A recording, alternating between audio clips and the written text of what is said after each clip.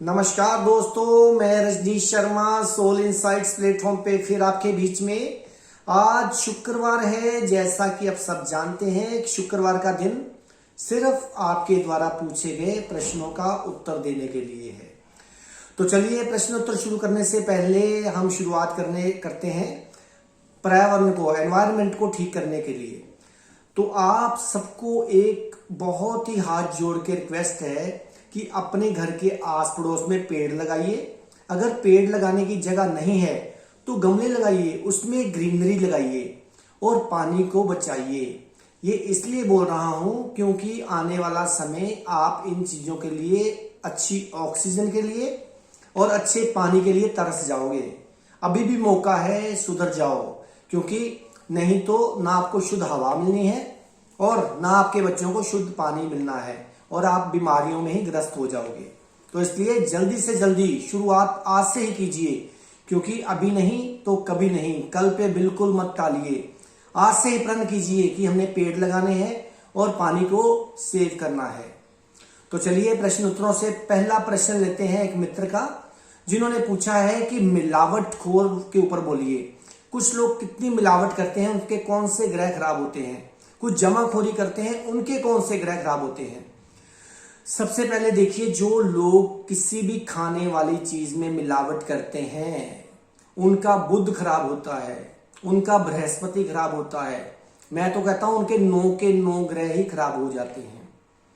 ना किसी चीज में कोई मिलावट करनी चाहिए और ना ही किसी चीज की जमाखोरी करनी चाहिए, क्योंकि जब आप किसी चीज में मिलावट करते हो तो किसी के अंदर कोई चीज जाएगी, उसके अंदर बीमारी पैदा करेगी, नेगेटिविटी पैदा करेगी, तो जो उसकी बददुआएं हैं वो आपको ही मिलेंगी।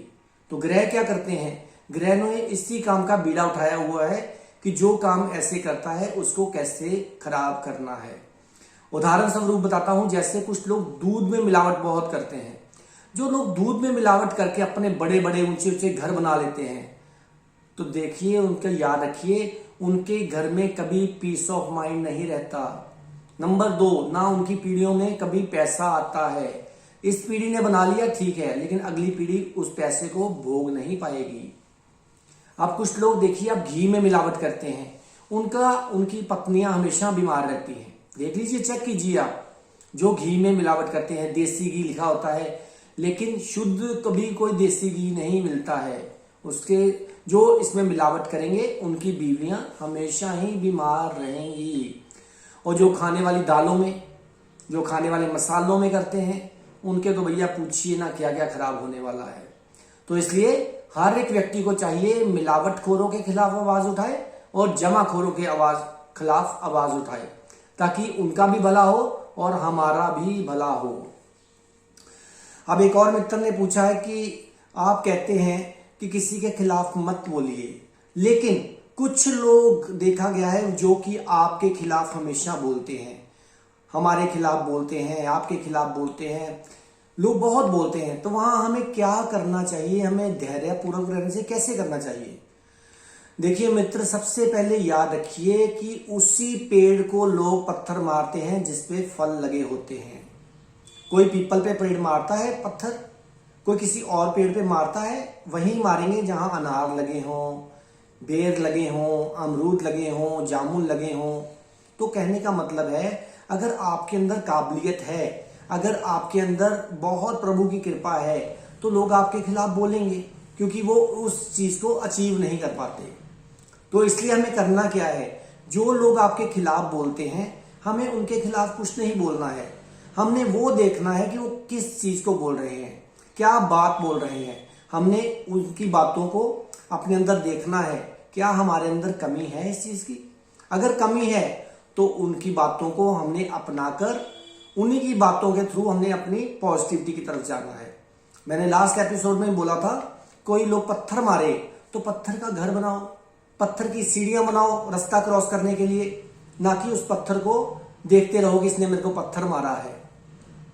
और जब उन्हीं पत्थरों से, उन्हीं ईंटों से आपका घर बन जाए, तो उन्हीं में उनकी बातों को, अपनाई हुई बातों को याद करो कि उन्होंने अगर मेरे को ये पत्थर ना मारा होता, अगर ये नेगेटिव शब्द ना बोले होते, तो शायद मैं तरक्की ही ना कर पाता।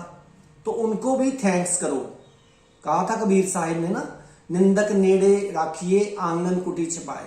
कहने का मतलब निंदक को हमेशा अपने पास रखो ताकि वो आपकी नेगेटिव बातों को बोलता रहे और आप उसके अंदर सुधार करते रहें। तो इसलिए हमें किसी के खिलाफ कोई भी रिएक्शन नहीं करना है, सिर्फ और सिर्फ उसको देखना है और सोचना है और जानना है कि उससे हम कैसे ठीक हो सकते हैं। अब एक और मित्र ने पूछा है कि हमें प्रेम के ऊपर, आप हर एपिसोड में प्रेम के ऊपर जरूर बोला करें कि प्रेम से क्या क्या पाया जा सकता है। अरे प्रेम से तो दुनिया की हर वो शय पाई जा सकती है जो कि आपको कभी जिंदगी में मिली नहीं। लेकिन प्रेम पाखंड नहीं होना चाहिए कि किसी चीज को पाने के लिए, क्योंकि अगर वो पाखंड होगा तो उसका दूसरा जो पहलू है नफरत, वो भी जागेगी। तो हमें क्या करना है, हमें बिना किसी स्वार्थ के, प्रेम में एक चीज देखी गई है, सिर्फ देना होता है, लेना कुछ नहीं। निस्वार्थ सेवा जिसमें आपका कोई भी आपका स्वार्थ नहीं है कि मेरे को ये पाना है तब मैं प्रेम करूंगा। जहां पे अधिकार है वहां प्रेम बिल्कुल नहीं है। तो इसलिए हमें बिना अधिकार के प्रेम करना है। कहा था ना श्री गुरु गोविंद सिंह साहब ने, जिन प्रेम कियो तिन ही प्रभ पायो।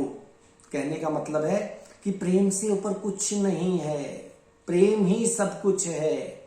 तो प्रेम कीजिए और अपने आप को शांत रखिए, क्योंकि जो बंदा प्रेम करेगा वो शांत रहेगा, जो शांत रहेगा वो प्रेम करेगा। तो इसलिए करना क्या है, सबके साथ प्रेम पूर्वक ही रहना है। अब एक और मित्र ने पूछा है, गुरु नानक देव जी की पंक्ति है, पंच परवान पंच प्रधान पंचों पाए देही, है ना, देही में मान, ऐसा बोला गया है उनके द्वारा। और सबका गुरु एक ध्यान, इसका मतलब क्या है? गुरु नानक देव जी की बातों को मेरी कोई इतनी है नहीं कि मैं उनके बारे में कुछ ऐसा उनका बयान कर सकूं, उसकी व्याख्या कर सकूं। लेकिन जहां तक मेरे को इसकी समझ लगी है थोड़ी बहुत, वो ये लगी है कि पंच परवान, वो हमारे 5 तत्वों को लेके बोला गया है। पंच प्रधान कि वो पंच परवान है, वही पंच प्रधान है, वही पंच हैं जो देही दरगाही में मान पाते हैं। कहने का मतलब वो मान पाते हैं, लेकिन उन सबका गुरु क्या है? वो है ध्यान। कि जो 5 तत्वों से उठकर छठी इंद्री में छठी जगह चला गया, वही उस जगह मान पाता है। वो कैसे संभव है? वो सिर्फ ध्यान से संभव है। अभी मैंने पिछले सवाल में पूछा था किसी ने प्रेम के ऊपर, मैं आपको बता दूं, प्रेम और ध्यान में कोई भी फर्क नहीं है। प्रेम और ध्यान में कोई भी फर्क नहीं है। जो ध्यान में है वो प्रेम में है, जो प्रेम में है वो ध्यान में है। तो कहने का मतलब है ध्यान से ऊपर दुनिया में कोई चीज नहीं है। अभी एक और मित्र ने पूछा है कि आप कहते हैं कि आत्मा की जो खुराक है, आत्मा की खुराक क्या है? आत्मा की खुराक मेरे भाई है आपका ध्यान। आपके शरीर की खुराक क्या है? भोजन। लेकिन जो आत्मा की खुराक है वो है ध्यान। जितना आप ध्यान करते जाओगे उतनी ही आपकी आत्मा स्वच्छ और साफ और निर्मल होती जाएगी, उतना ही आप अपने अंदर घुसते जाओगे, परलोक की यात्रा पे उतर जाओगे। तो इसलिए अंदर की प्यास को बुझाओ। बाहर की प्यास तो चलो शरीर के लिए है, लेकिन अंदर की प्यास को बुझाना बहुत बहुत जरूरी है, बहुत जरूरी है। अब एक और मित्र ने पूछा है कि हमें इतना ज्ञान हो गया है, इतना ज्ञान हो गया है, लेकिन हमें अभी भी पीस ऑफ माइंड नहीं मिल रहा। उसके पीछे क्या रीजन है? देखिए, जो ज्ञान है वो तो सबसे बड़ी बाधा है पीस ऑफ माइंड को पाने के लिए। आज साइंस ने कितना ज्ञान इकट्ठा कर लिया, लेकिन मन की शांति खो गई। अब देखिए, आज से 20 साल पहले की बात करता हूं, ज्यादा दूर की बात नहीं करता हूं। ना मोबाइल थे, ना ये गैजेट्स थे, ना कुछ था, और लोग कितने सुखी थे।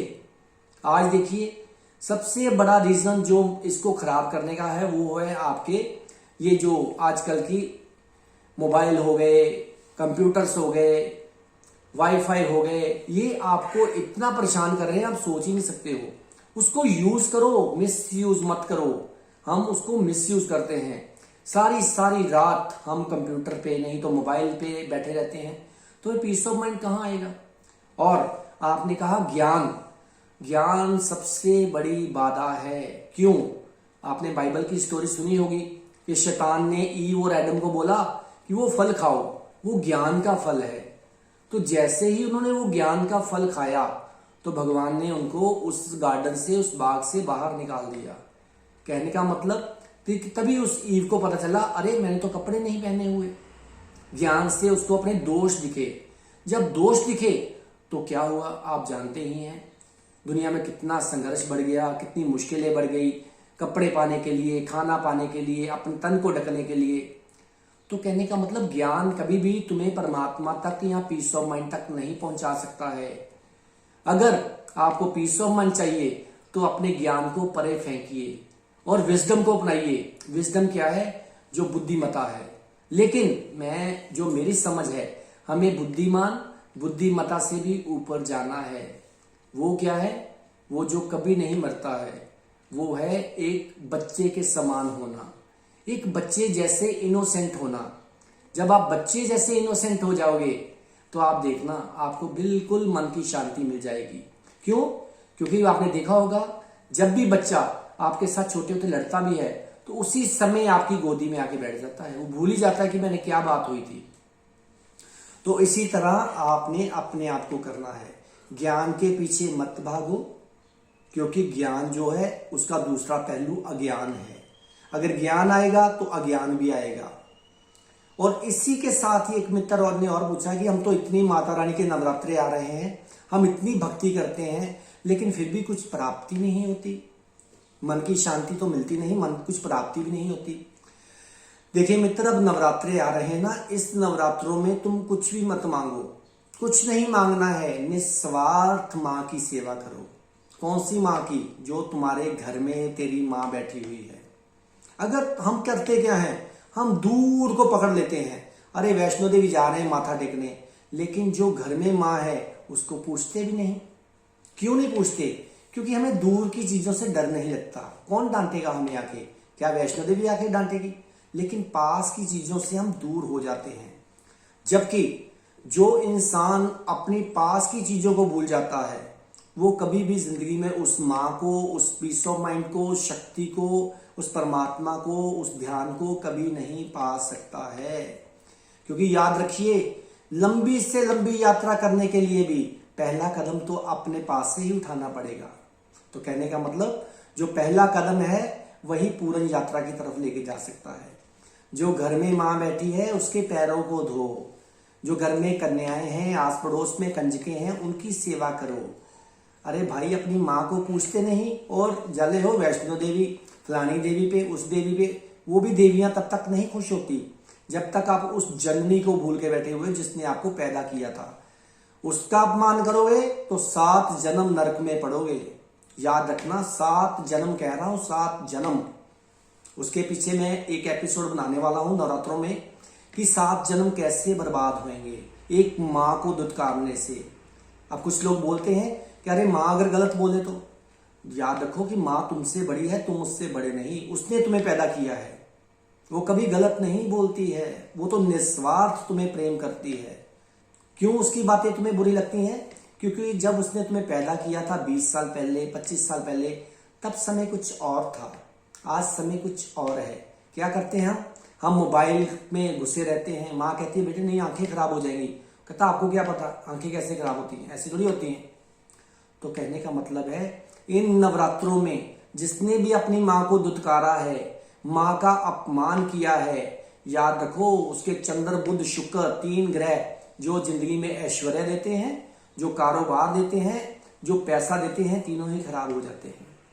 तो इसी नवरात्रों में प्रण कीजिए 2 तारीख को, पहले नवरात्रे वाले दिन, कि हमने अपनी माँ के पैरों को धो के अपनी जिंदगी की शुरुआत करनी है। अरे भैया, माँ का देन तो तुम लोग दे ही नहीं सकते हो।